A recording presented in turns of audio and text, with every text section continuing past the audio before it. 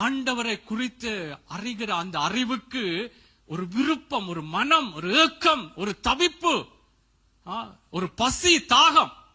பாருங்க, சில நேரம் சாப்பாடு இல்லையண்டா இருக்கிற பிஸ்கட்டுகள் எதுகள் எல்லாத்தையும் எப்படி சாப்பிடுறோம்? என்ன ஒரு பசி, என்ன அப்படித்தான் இருக்கணும். ஆண்டவற்ற வார்த்தையா அந்த அறிகிற அறிவுக்கான ஒரு தாகம்.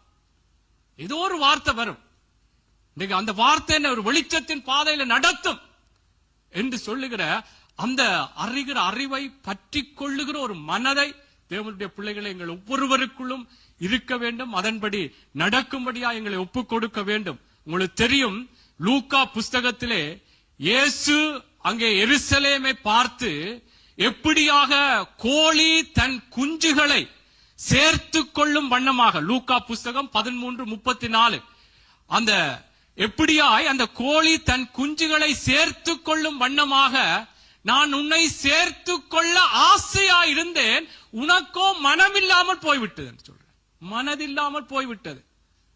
அதனால உன் வீடு பாழாக்கு போடும் அடுத்த வார்த்தை சொல்லப்படுது. நான் ஏன் இதை சொல்றேன் என்றால், கர்த்தருடைய பிள்ளைகளே, நானும் நீங்களும் ஒரு வெளிச்சத்தின் வாழ்க்கைக்குள்ளே நடத்தப்பட வேண்டும் என்பது தெய்வத்தின் விருப்பம்.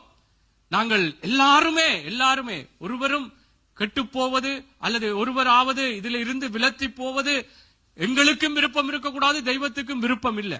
அதனால்தான் நான் சொல்லுகிறேன், கர்த்தருடைய பிள்ளைகளே, இந்த வெளிச்சத்தின் வாழ்க்கை அல்லது எங்களுக்குள்ளே இருக்கிற குழப்பங்களுக்கு, தடுமாற்றங்களுக்கெல்லாம் நல்ல பதில், ஒரு வெளிச்சத்தின் பதில், ஒரு பிரகாசம், ஒரு தெளிவான காரியங்கள் நிச்சயமாய் கர்த்தர் சொல்லுவார்.